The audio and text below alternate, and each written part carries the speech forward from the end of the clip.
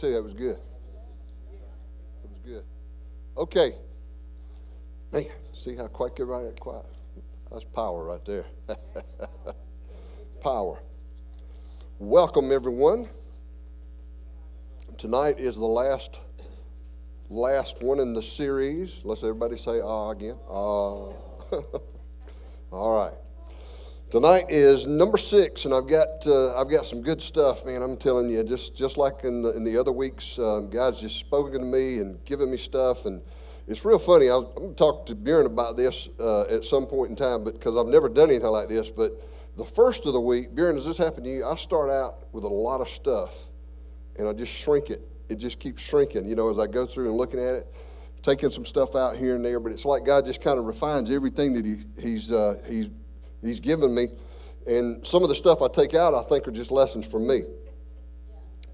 That's right, I need them. Okay, couple of quick announcements, because this is the last Wednesday night for this series. Then we're going to be off next Wednesday night. If anybody wants to invite Kitty and I for dinner, just let us know. And then the following Wednesday night, we start the School of Positive Thinking with Ralph. And there you go. And my first words to you as your coach tonight is don't miss it. Don't miss it. Ralph has just got, he has just got this thing, and it's all over him. And I just love being around Ralph. I just love being around Ralph. And I look so forward to him starting the school again. And I'm going to try to learn it this time and see what happens, okay? I passed out a piece of paper there. And I've got stuff on the front and the back, and I'll just tell you, what I did was I jotted down the first of the principles that we've talked about for these 6 weeks. Allow your spirit of gratefulness and giving to be developed within you. Pay attention and be responsible. You do those things right there, and everything else will take care of itself. My scripture verse that I had that really speaks to me is Proverbs 4:23. Above all else, guard your heart, for it is the wellspring of life.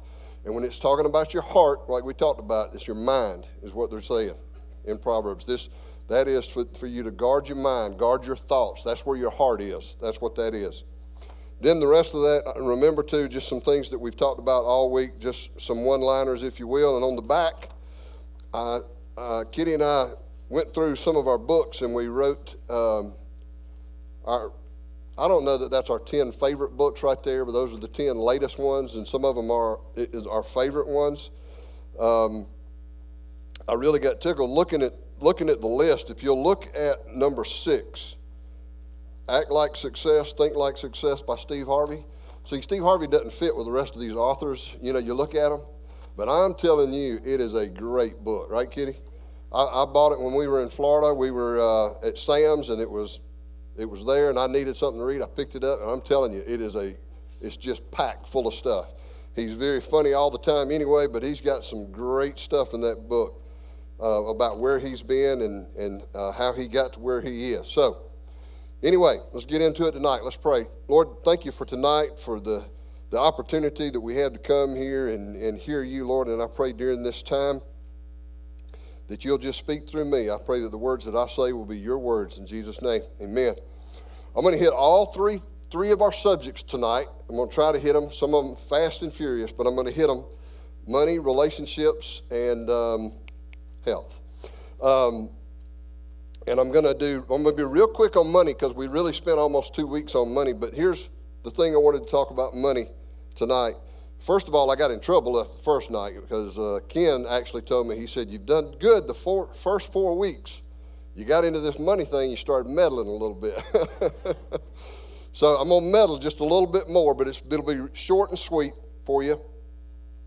I was asked the question by several people after the week before last, actually, about money and how you figure, how you handle your money if you don't make a steady income. In other words, if you work in a field where your pay may fluctuate week to week, depending on what you do.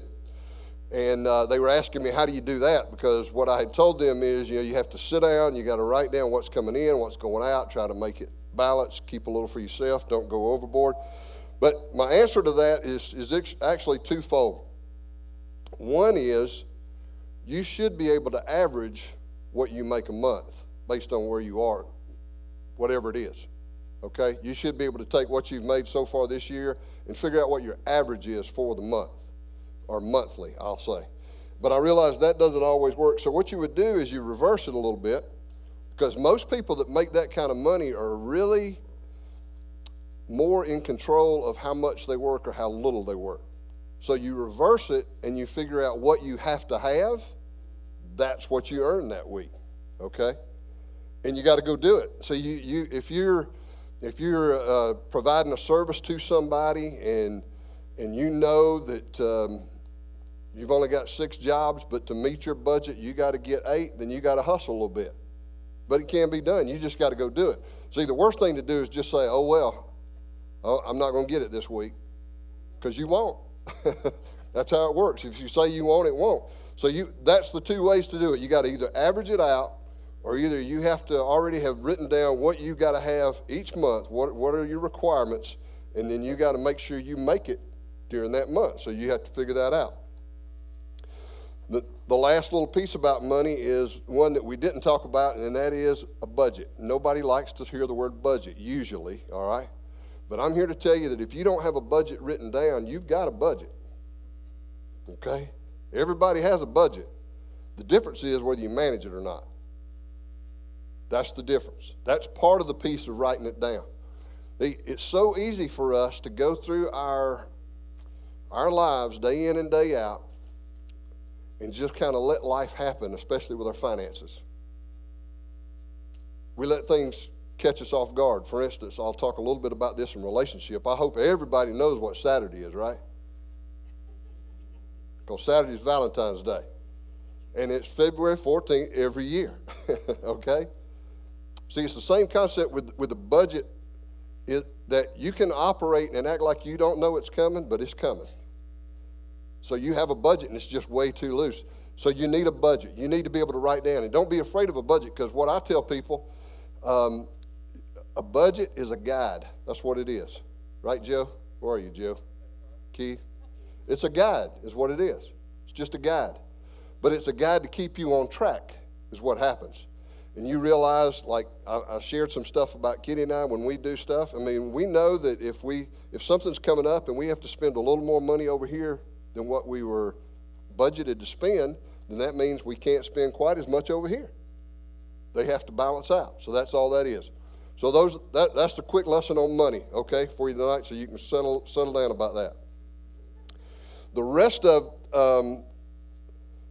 this first part is I want to just go back over some of the things about setting our mindset, because see, your philosophy and your attitude of how you view life creates your world. It's what Ralph says all the time. He says, you create your world. I remember when I first started hearing him say that, it really didn't click with me. But I finally learned that I decide what my world's going to be like every day. I make that decision.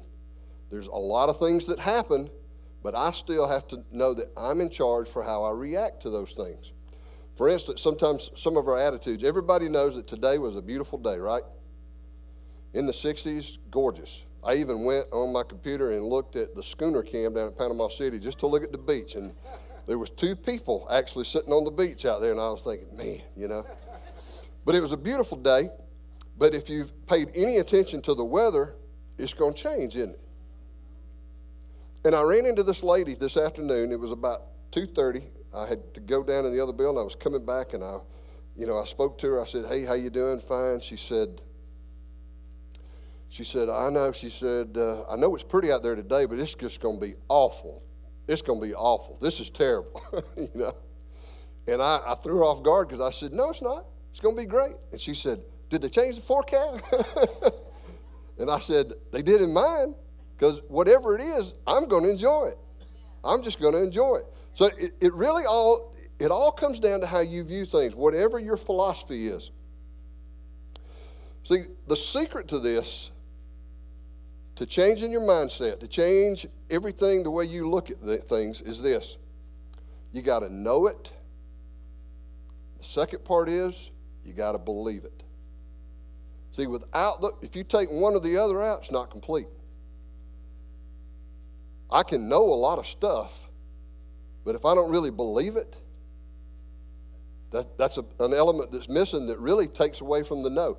I might believe certain stuff, but if I'm not educated, if I don't know, like this right here, how to change my mindset, then it doesn't work. So you got to have both of them. You got to be able to know and believe who you are. We first started this thing, and I told you that from my perspective, the way this has to work is I want you to believe in you. You have to believe in you. You have to completely change your attitude.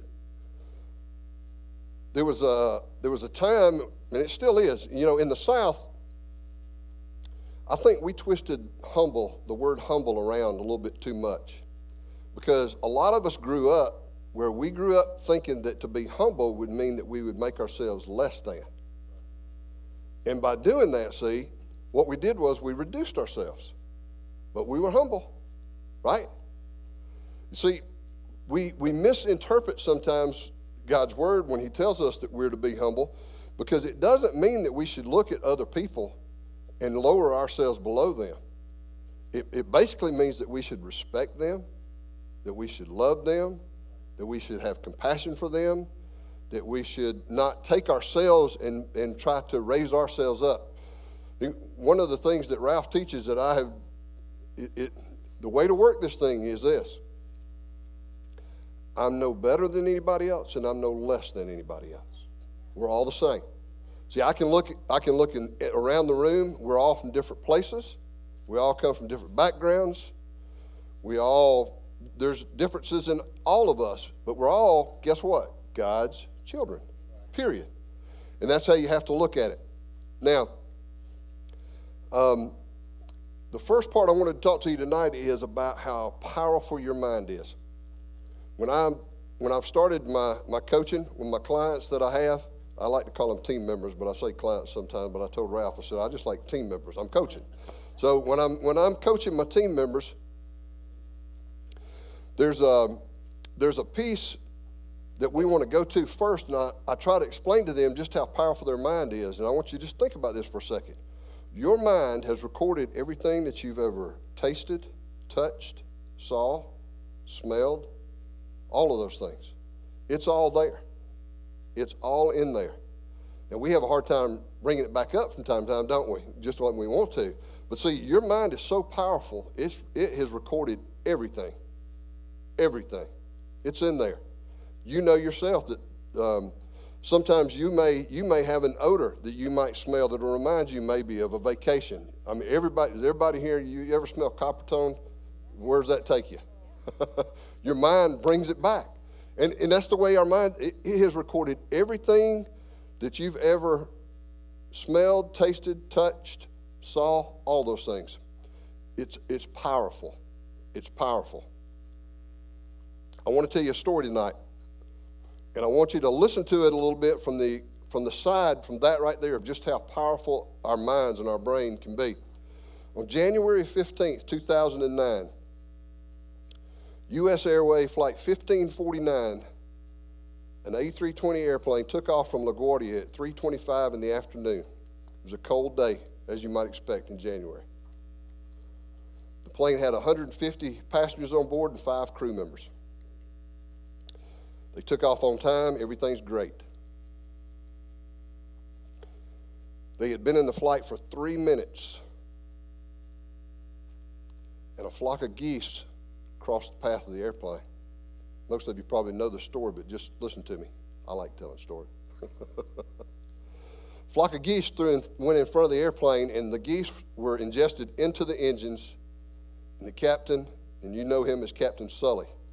Captain Sully lost all power for his engines. Here's a man that's at 3,000 feet with 154 people plus him on board on an A320 airplane, 3,000 feet above the largest city in the world. He didn't have any engines. They're gone. If you've ever listened to it, and I would encourage you to Google it, go in and watch the documentary on that thing, man. Because see, I love, Dusty, you can tell Chris this. Pilots are just amazing people. They are. But this will give you an idea about the mind, okay? When you listen to the conversation between the pilot and people in the tower right here, it's just like this. He's talking like there's nothing's up. No reason to get into any hurry. Don't be scared. See, what I want you to think about is, think about if you were sitting in one of those seats. Think about where your mind went. Where would it go? Now bring it even. Think if you were sitting in the left seat in the front, in that captain's seat. Where would your mind go? What would it do? What would happen? You see, I love this story. I was telling Brandon about it the other day when we were talking about it, and went and looked it up some more and read about it and listened to the documentary. Because you know the rest of the story. You know what happened. He wound up taking that airplane and gliding it into the river, and nobody died. Everybody survived. Only a few minor injuries altogether. So you know what happened with the story. Now here's the piece we need to really pay attention about our mind, everything that goes in here and takes place. See, when this was happening, Captain Sully was already in his mind recalling what he's learned. See, his mind was not, when that plane lost both engines, his mind did not go into the what-if modes. His mind did not go into what do I not do. He didn't go with any of that. His mind immediately went into gear to do something that, I'm going to tell you, in his mind and in his training, he's already done this. He's already been here. He's been here. See, those guys go through some amazing things, but what they're taught to do is when things like that, see, the worst thing that any of us can do is when something goes wrong is to panic. Because remember what I told you about your mind, how powerful it is and everything that's been recorded? When you panic, you engage buttons that start firing things in your mind and makes it go into all different directions. And when that happens, there's chaos and there's confusion. But see, here's the thing. Captain Sully had already been there. He already knew what to do. He knew what he was going to do. And if you'll go listen to that thing on YouTube, to that documentary, it's really comical and it's fun and it make your skin crawl just listening to it, because the FAA is trying to tell him how to get to an airport. And he's trying to tell them, I don't have any engines. I can't make it to an airport. I have to find somewhere to set this plane down. And he already knew the only place to set it down in New York City is in the water. It's the only place. Now, I'm telling you, I get chill bumps thinking about it. Because here's a man who's in an A320 airplane with 154 people on board. And he's about to do something, stay with me here, never been done before. Nobody's ever done it before. Nobody's done it. Exactly, Ralph. See, the thing that I want to get to here is how Captain Sully, what he focused on, and that he was prepared. You see, everything he had done in his life brought him to that moment right there. What you need to understand, if you don't already know about Captain Sully, he was an expert glider pilot. That's what he did. When he was not flying airplanes, he liked to fly glider airplanes. The man was an expert with it. But here, okay, I'm going to tell you where my mind goes right here. I don't care how big of an expert you are. An A320 doesn't glide. Okay? It doesn't glide. It's too heavy. It's too heavy. But see, God had prepared him for that very moment right there. Everything he's already done, not knowing that on that day, on January 15th, 2009, that's where he was going to be. But he'd been prepared for it. So what did he do? He did what nobody else had ever done before and what the people in the tower and the FAA were trying to talk him out of, that he can't do it. But see, he already knew that that's the only way to save this thing. It's the only way. So that's what he did. He went and he took that airplane, and most of you have seen it, clips of it on TV or whatever. He brought that thing down perfectly, knowing how to take the wind, the whole 9 yards with the wings and whatever. He still had power with the flaps and the other things that he does, to make it. And he just set that thing down on the water perfect. See, if he'd have panicked, or if he would have been wondering and doing, all it would have taken was for that thing just to be off a little bit. That plane would have just exploded. It would have just turned in the water and boom, busted in all kinds of pieces. But see, he knew that's what he was going to do. He wasn't worried about the rest of that. He didn't think about the what ifs. He didn't think, well, what if the wing goes down a little bit? See, that's not where his focus was. His focus was on, I know what this plane has to do. I'm going to keep it level and steady, and we're going to set it down in this water, and we're going to eat dinner at a restaurant in New York City in just a little while. That was his mindset. Listen to some of those tapes. I'm telling you, it's just amazing to me.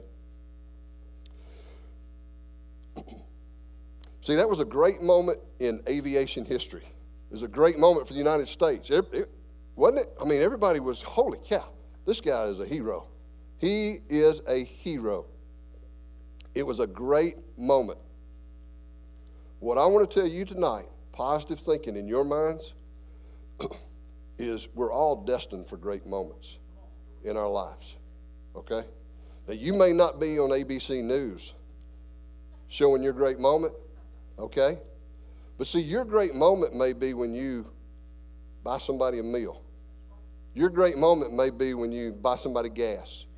Your great moment may be when you encourage somebody who's down. That nobody else will hear about it, but see, God prepares you for that. And when the time comes, that's your moment. That's your moment right there. And you may have a lot of moments, a lot of great moments. So God has prepared you for that, and he is preparing you that way, but it all starts with what we're talking about. And Ralph, I've already given you the commercial for we're going to the School of Positive Thinking. This is what it all starts about, is how you think. It's how you think. It's how you see things, okay? One of the things that we say here is that when you change the way you think, the things you look at change. You don't think Captain Sully saw that river different than anybody else would have? It was completely different. Completely different. See, as far as he was concerned, it was a runway. It was a runway. He was just going to set it down, and he did just exactly that. The other thing that I want to tell you about what happened in that plane that day was he was not alone. He was not alone. Nobody likes to be alone, do you? Especially when there's a tough scenario. Everybody likes to know somebody's with me. Are you with me? You got my back. Everybody wants somebody with you. See, there were a lot of people on that airplane, but when that was taking place, God and Sully were together, and he was with him. See, the message I want to have for you today for positive thinking and how getting your mind right is this. God was not off, as Ralph says, out there somewhere, sending messages to Sully. He wasn't way out there saying, it's okay, son. It's okay, son. See, he was closer than that. He was inside of him. He was inside of him. They were together doing that, okay? And he knew what was fixing to take place. Now, the thing is that you got to understand, and I've got to understand, we all got to understand, that it's the same way with me and you. It's exactly the same way with me and you. Now, we get hung up with it sometimes. Ken talked about it last week because we had a conversation while we were skiing and we were having church one morning, and we were talking about God being in us. See, a lot of us may have grown up thinking that God is way off there, up there somewhere, some other place. And because of that, sometimes we think we're lessening God when we bring him down here to being little old me. Okay? We think that in our mind, don't we? Think about it for yourself. Okay? God is in you. All right? But a lot of times we get hung up thinking that he can't be actually in me because I'm me, and why would he be in me? He'd be in Ralph, or Buren, but not me. No, see, God is in you. He's in each one of us. And because he's there, he provides all that we need when we need it, and we have the opportunity to have our moment. And again, it may happen a number of times, okay? So, thinking about that story right there, I want you to hold on to this now. That's how powerful your mind is. That's how powerful your mind is.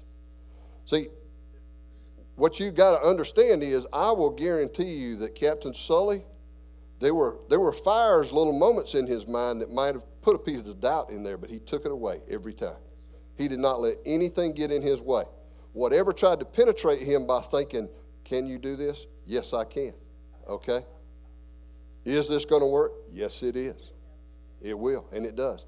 See, we have the same thing. We're tapped into in the same way. All right? I want to move into our health just a little bit. 3 John chapter 1, verse 2 says, Beloved, I wish above all things that you may prosper and be in health, even as your soul prospers.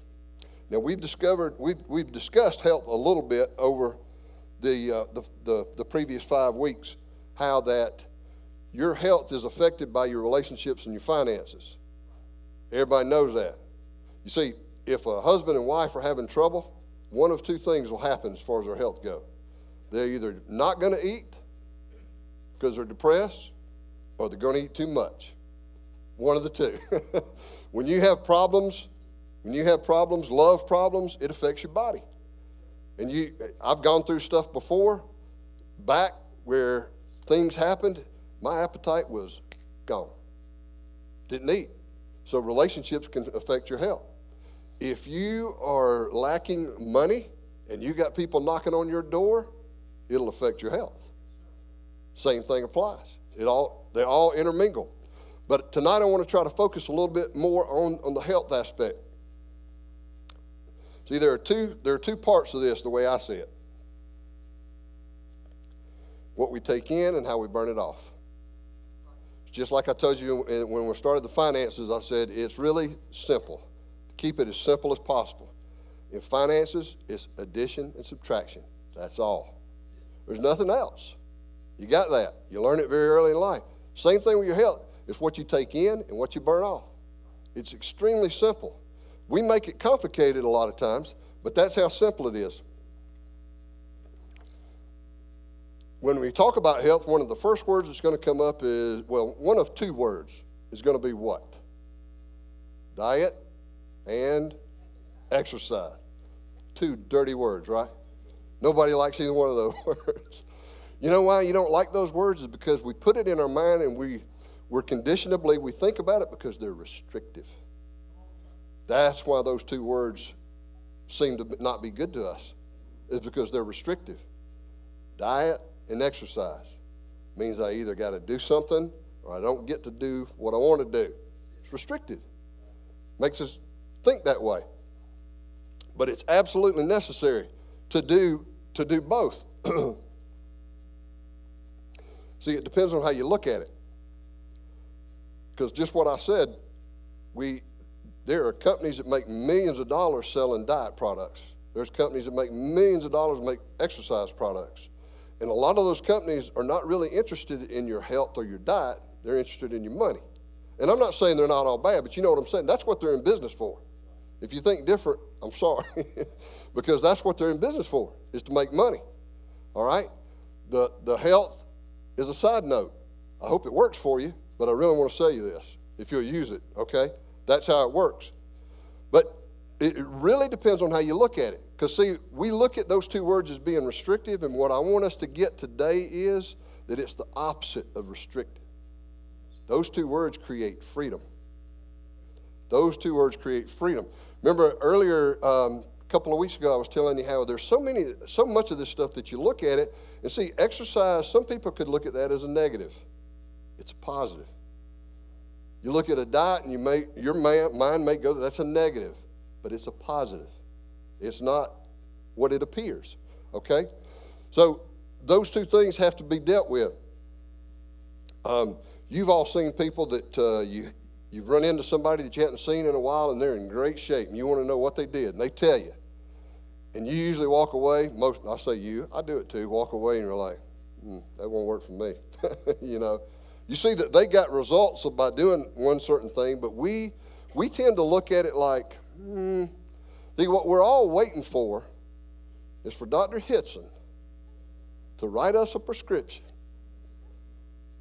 that says you can eat whatever you want and you can watch TV as long as you want and all your numbers will be good, right, Dr. Hitson?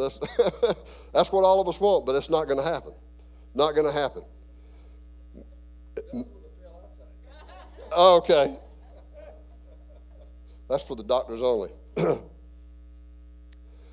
some of you may or may not know this, and this is a commercial, but I am working on my personal training certification. I got 2 more parts of a final test, and I'll have that. But when I was studying that thing, I went back and I looked at it for tonight, and one of the things that jumped out of me is a statistic. And the statistic is staggering for me, but it said that 5% of adults, only 5%, exercise 30 minutes a day. Only 5%.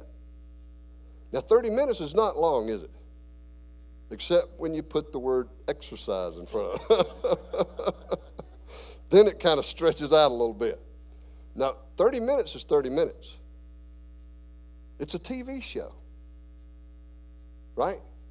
And I'm not going to ask everybody here to raise your hand if you exercise 30 minutes a day, because statistically there wouldn't be a whole lot of them that would go up. But that's a staggering statistic, and you have to ask yourself, why? What keeps us from exercising? What keeps us from trying to be healthy? And with that, my wife, Kitty, is going to share a few things. Called her. She wasn't ready. You're up.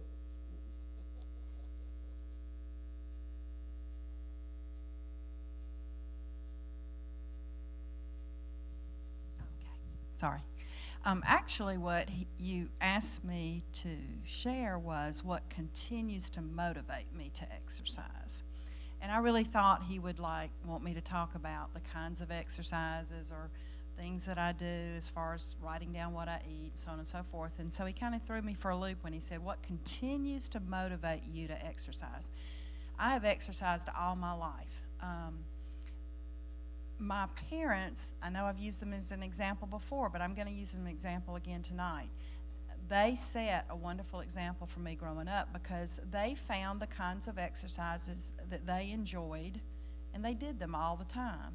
Daddy always had a policy that if he got 5 pounds over his ideal weight, it was coming off. I mean, he did, like what Joey was saying earlier about finances, he did whatever needed to be done to get back to that, what he called his fighting weight, okay?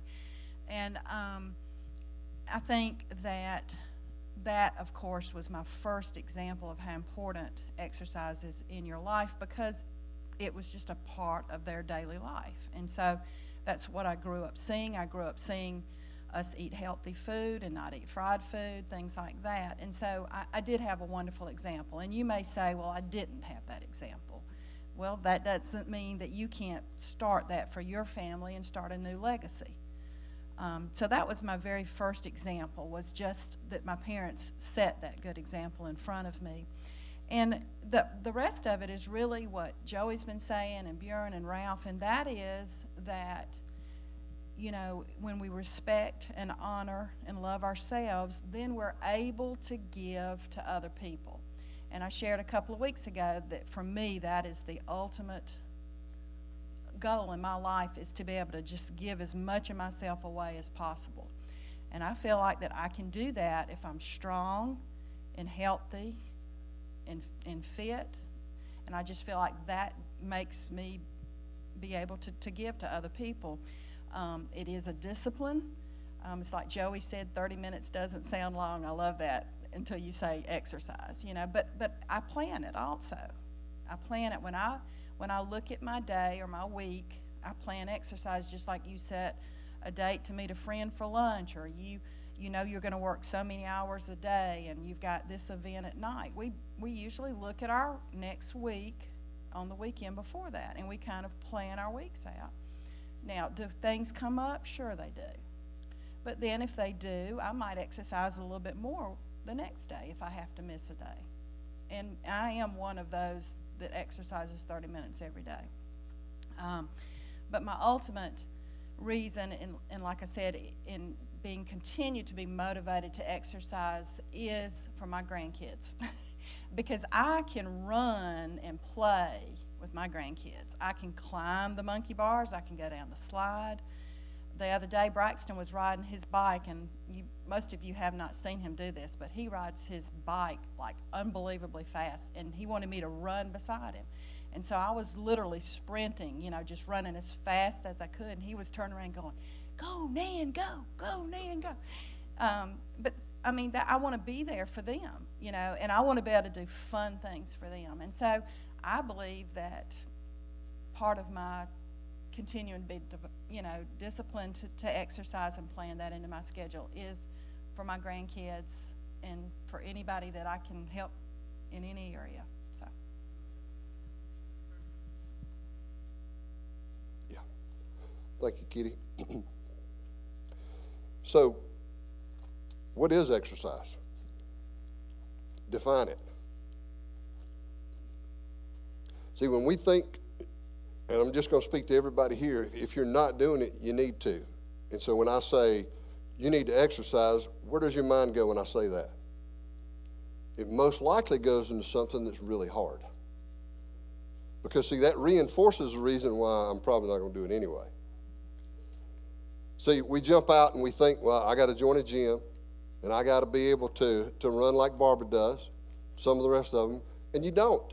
All that's great, and you can build up to be there, but that's not what this is about. See, here's what exercise is. It's going to be my definition. It's movement. It's movement, okay? It can be a casual walk up and down your street, a casual walk around your house. You have to start somewhere, but that's what exercise is.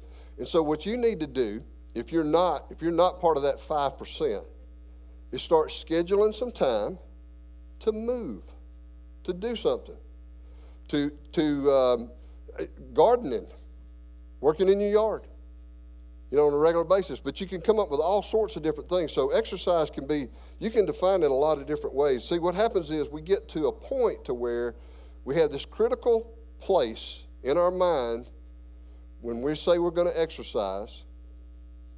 And that critical place is where when our mind starts whispering to us why we should or shouldn't do it. It'll do it. Because remember what I told you very early on is your mind has recorded everything you've ever seen, touched, tasted, all of that, okay? So most likely you had PE when you were in school, and it may not have been very, very nice at times, or you've had to do things physical that were hard. And see, that's where your mind goes. Your mind, first off, starts telling you, don't know about this. But see, that's what we've been talking all along is you control your mind. You control it. And so you can change those thoughts. See, that's the thing of turning it around into a positive. Turn it around. So at that critical moment, you know what to do. A lot of people use an excuse of not exercising because they say they don't have the energy. They don't have the energy. Now, when God created the world, He created energy, okay?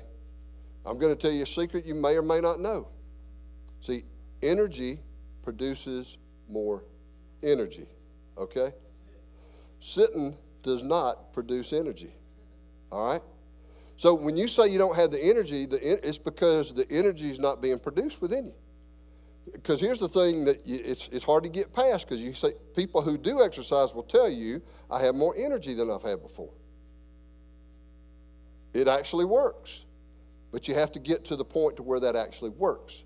See, in the beginning, it's not going to be that way. In the beginning, your mind's going to work on you. You're going to tell you, this is not good. I like my chair. I like my TV program, whatever it is. But when you push through, and you keep pushing, in a very short period of time, see, your mind kicks in to another level. And your mind starts telling you, because here's another thing that you may or may not know, but your body hungers for exercise. It does.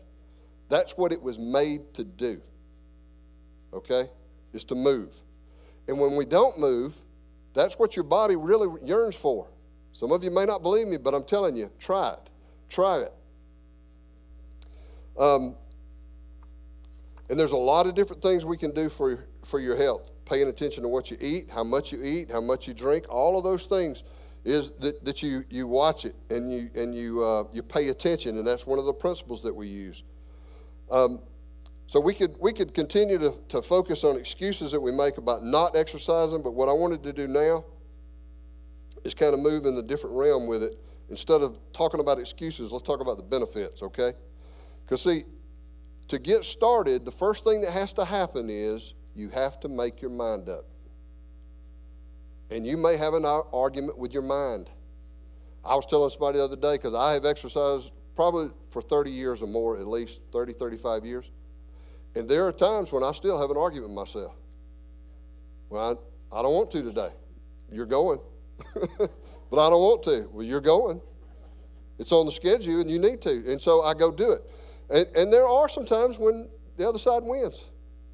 But I don't let it happen very often. But you have to make your mind up that you want to do it and then make the change. What I want to make sure you understand, think back about Sully in that airplane. See, when Sully was 20 years old, do you think somebody could have sat him down and said, one day in 2009, you're going to glide an airplane down and land it on water? No.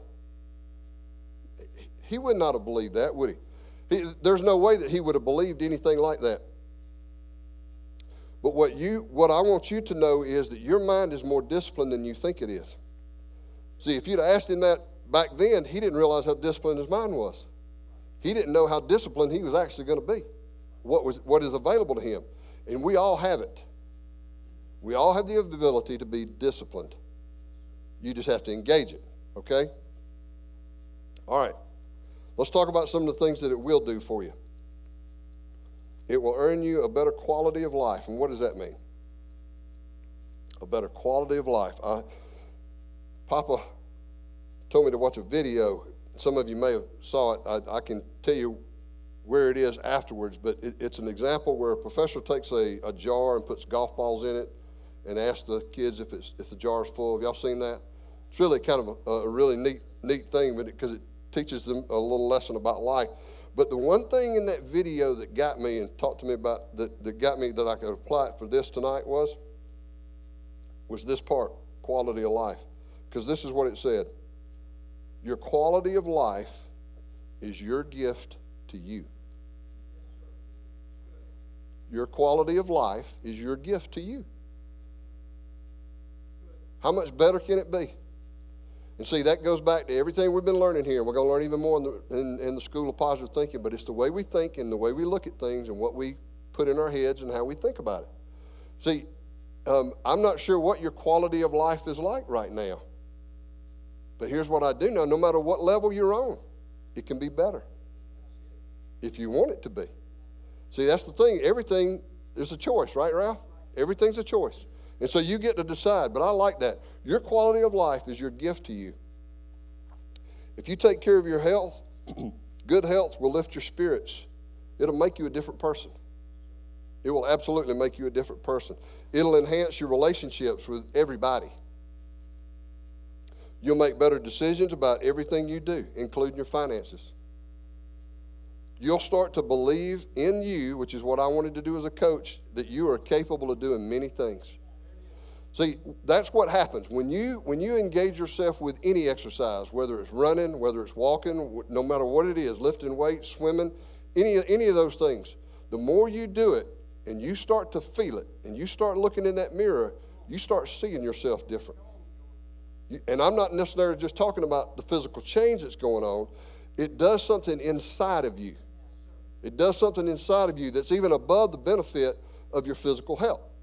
So those are some of the things it'll do for you. It'll start to make you believe you're capable of doing many things. And it will give you the opportunity to inspire other people. And it'll give you a mindset that you're capable of doing many things.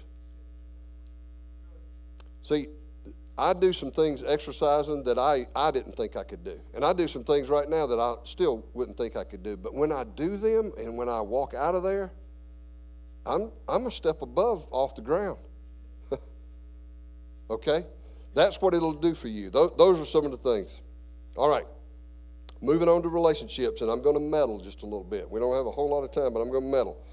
Proverbs 13:20 says, whoever walks with the wise becomes wise, but the companions of fools will suffer harm. Wow. Here's the question for you. Who are your friends? Okay? Who are your friends? Now, I'm not standing up here tonight to tell you to get rid of your friends. Okay? I'm not. What I'm going to tell you to do, though, is you better be paying close attention to how they are influencing you. okay? One of the books that's on the back of that sheet is Simplify, and one of the things in there he's got a section in there about your friends. And I told you a little while back, maybe on the first one, about how when a person dies, how many people average come to a funeral, how many of them come to visitation, then come to the funeral, and only 25 to 30 people are going to go with you to the gravesite. That's it. So they're not going to be there. But in that little section there, he also says something. He says that when he was a little boy, his daddy would say, be careful who you associate with because stupid rubs off. And he said, it's an old Southern thing. I'd never heard that before, but he said, stupid rubs off when he was little kids. Exactly. And all he was saying is, be careful where you go and who's influencing you. Who's influencing you. Because here's what I want to tell you. No matter what your age is, right here, your friends influence you. They influence you. They can make changes. I also pulled another scripture out, and this is going to be a little bit odd, but bear with me, and let me show you what it said to me when I was searching through some scripture. Because it's only going to be a piece of a story. But this is actually in Matthew. And it says, this is when Judas betrayed Jesus. Verse 47 says, while he was still speaking, Judas, one of the 12, arrived with him with a large crowd, armed with swords and clubs, sent from the chief priests and the elders of the people. When I read that verse, you know where mine went? I wonder how many people in that crowd with clubs really didn't want to go where they were going. I wonder how many people that were with that group that went to get Jesus were only going because there's a crowd going. Something's happening, okay? I wondered how many people got involved in that, just jumped in there with them and went to this moment in history having no idea that they were just following a crowd and they were there. See, that kind of spoke to me when I read that verse. And I don't think I've ever read it and thought about it that way other than when I was preparing for this piece of it, because the relationship piece I want to talk to you about is your friends. Is who that you spend your time with. And again, I want to say the purpose of this part here is not to be negative, and it's not to tell you to do away with your friends, but you have to ask yourself, who are you following? Who are you following? See, one of the things that I learned when I was coaching ball with kids is this, and I watched a lot of other coaches do it, and yeah, I'm going to go ahead and tell you, I'm the brilliant one that came up with this idea, okay? When I would first start out practice, it would never fail. It's just this way. You might have 5 or 6 kids that knew how to catch and throw real good. And you may have 5 and 6 not too good. And you may have 1 or 2 that didn't even know what a baseball was till they got there that day, okay? I watched some other coaches and I learned from them because I realized that I want the kid that doesn't know what a baseball is to pitch with the best one I got. See, a lot of other coaches would take the good players over here and we're going to make them better. And these guys over here, I hope you get over here, but keep working at it, keep working at it. And see, I realized that when they're over here, they never get to see the right way to do it. They don't get to watch it. They don't get to be with it. So I would take the kid who couldn't throw and put him with the one that could throw the best. And I would tell them, teach him how to throw. Watch him. Mimic him. See everything that he does. And see, that's what has to happen with you and your friends. Okay? That's what has to happen is you have to be careful that you're not with a group that just doesn't get it. You're not with a lot of people who they don't get it. Because all of you here know some people who get it. You need to pitch with them, okay? You need to pitch with them. You need to be with them at times. And I'm not telling you get rid of your other friends, because here's the ultimate goal is, I want you over here pitching with these folks, then you go pitch with them. Then you go pitch with them. You know what happens then? Same thing that happened when I coached a lot of times. We wound up with a good team. Because everybody learned how to pitch and throw. Everybody learned how to catch. Everybody learned from one another. But it would not have happened separate. I have to get them over here, the guys that get it. So your friends, you got to be careful. There are all kinds of different friends. We have casual friends, and we have friends that we hang out with, and then you have your mentors. And those are the people you got to latch on to, okay? See, just be careful where you take all your information from and what, like I said, who you're following and what you're listening to. Because sometimes without any intent, they lead you astray. So you need a mentor. You need somebody that you can call on. You need somebody that you can absolutely trust, somebody that will tell you the truth. Because friends will rub off on you. Stick close to those that you can learn from and be strengthened from. Just like I was giving that example there, watch and learn to grow. So where do we go from here? We've only got about 10 more minutes. We've discussed and we've learned how powerful our minds are and that our minds control everything. Life, listen to this part for me. I know you're listening all along, but listen here. Life is always in motion. Every day, we're either on the path to getting better or trending down. One of the two. See, life is a continual motion. We're just about finished with today. Matter of fact, I may be asleep by 8:30. I don't know, but we're just about through for today. But you know what? Tomorrow starts again, and it's in motion. And see, tomorrow when I get up, I decide whether I'm going to keep trending upward or I'm going to back up, go down the other way. Okay? Everybody gets to make that decision. I want you to remember this. Positive people live in a world of responsibility. They understand responsibility. People that are trending down, they live in a world of blame and excuses. That's their world. That's why we don't exercise. That's why we don't take care of our finances. That's why we stay with the people and our friends who don't know how to pitch and throw. Okay? Those are the two things. Positive people live in a world of responsibility. People trending down live in a world of blame and excuses. Positive people, this is good.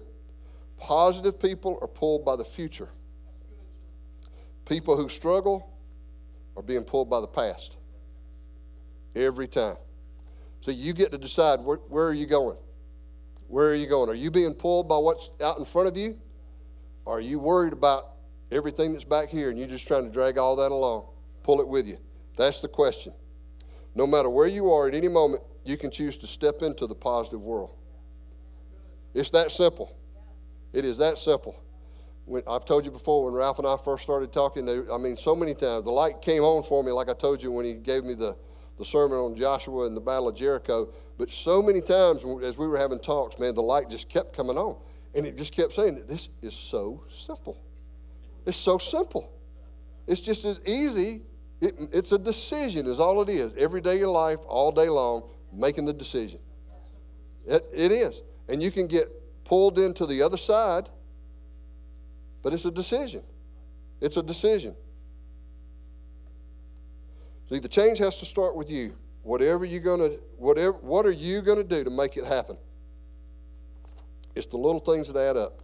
I'm going to stop right here. I got just a little bit more, but we may not have time for what I've got left. But I do want to give some time for some testimonies because we've got about 5 minutes. And I know my son Brandon has already talked to me. He wants to share a word tonight, so I'm going to ask Brandon to come up. And you get ready.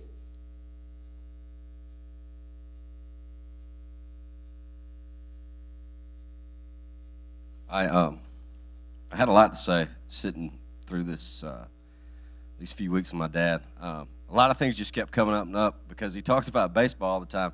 And I just want to tell you, he really was the greatest coach in the world. He's not just saying that stuff.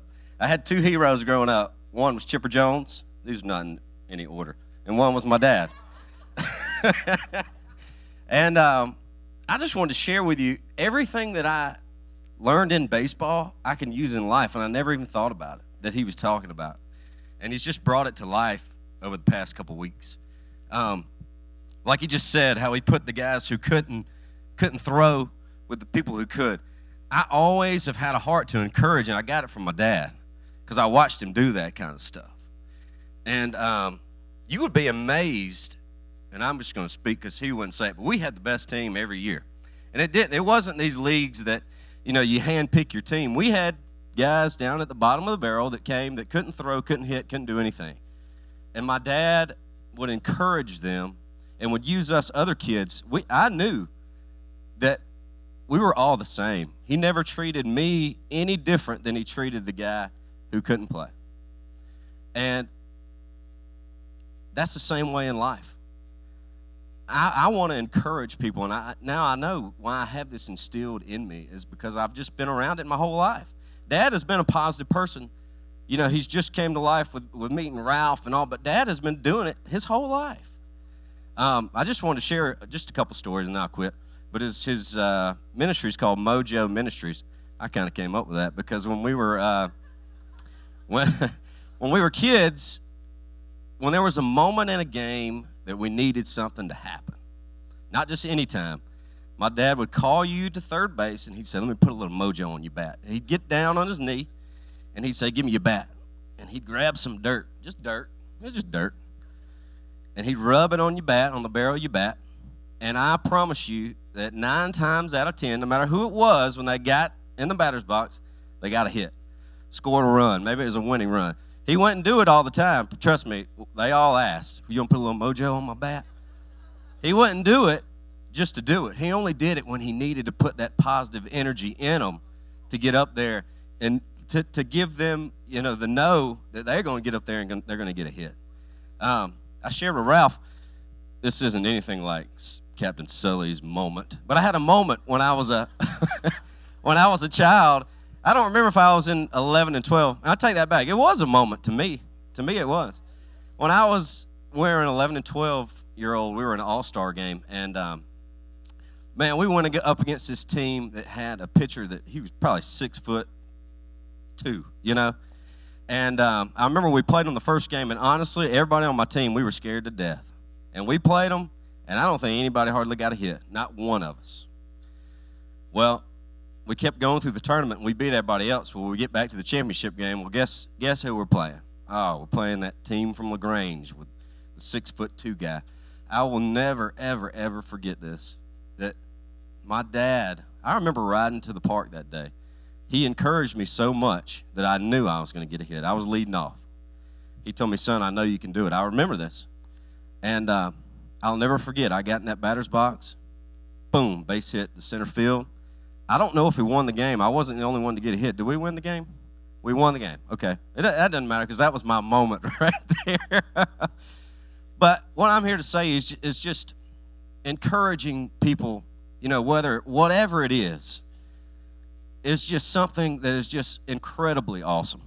And what I have really grasped onto over these past couple weeks is just to use the encouragement that I know that I have and to use that in everyday life, in baseball and coaching my kids. I'm gonna do the same thing with those kids. I told Ralph, I had struggled for a while. I've always wanted to be a coach, and I was like, I don't know if I can be a coach like my dad. But then I realized the other day, I can. I can be like my dad, and I can be better than my dad. And because I can use these tools and just keep it going. But it's not just baseball. It's anything. It's everyday life. But I just wanted to share that with you guys.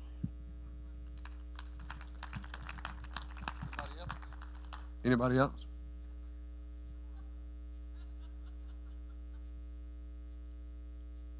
Going once? Anybody else got a word?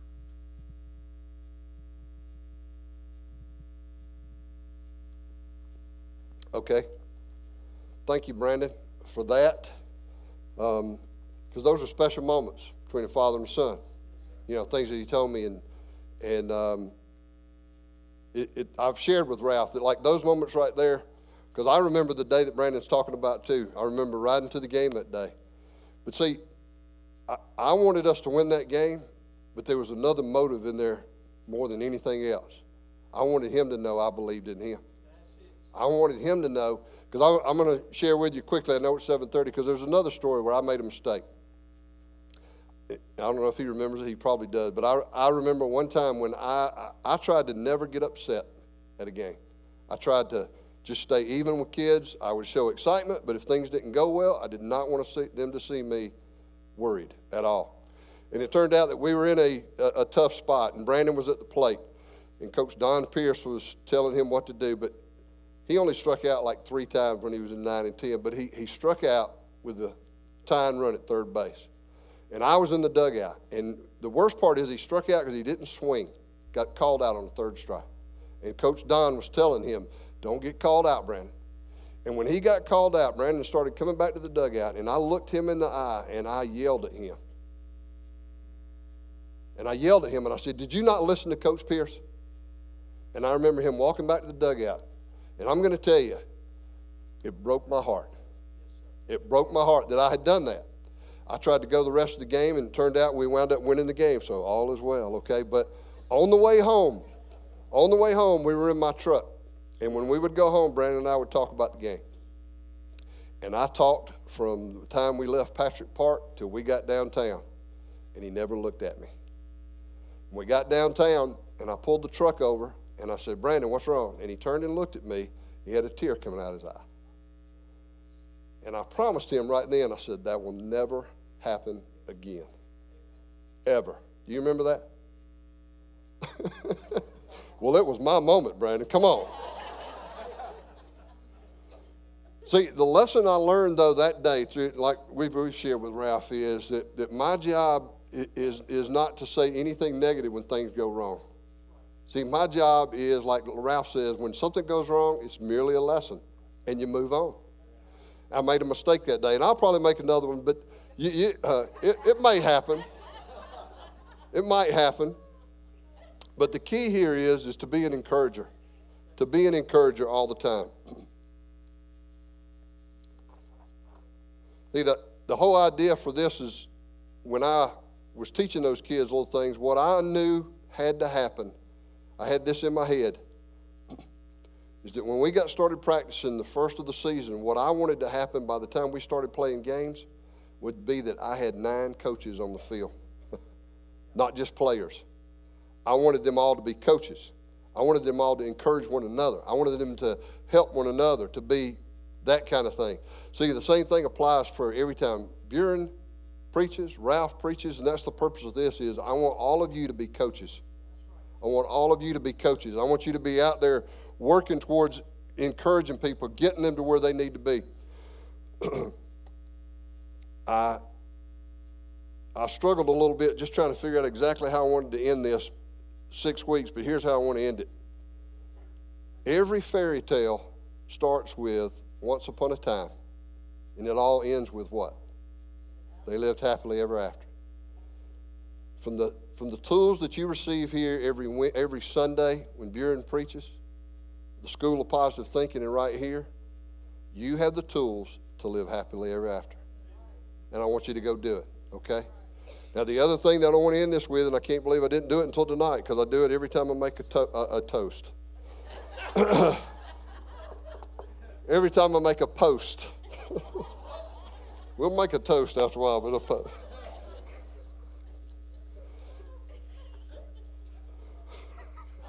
How do you recover from that? There you go. Let me pray.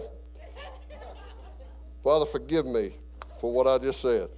Thank you, Lord, for this time that we have here these past 6 weeks, and not just these 6 weeks, but every Sunday that we have right here. I'm thankful for Buren and Ralph and Will and all the leaders of this church who all understand this.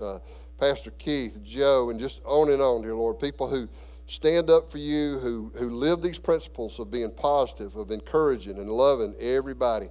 And I pray that we'll go and we'll spread it everywhere we go in all that we go to do. In Jesus' name, amen. Now, go be the most positive, enthusiastic person you know.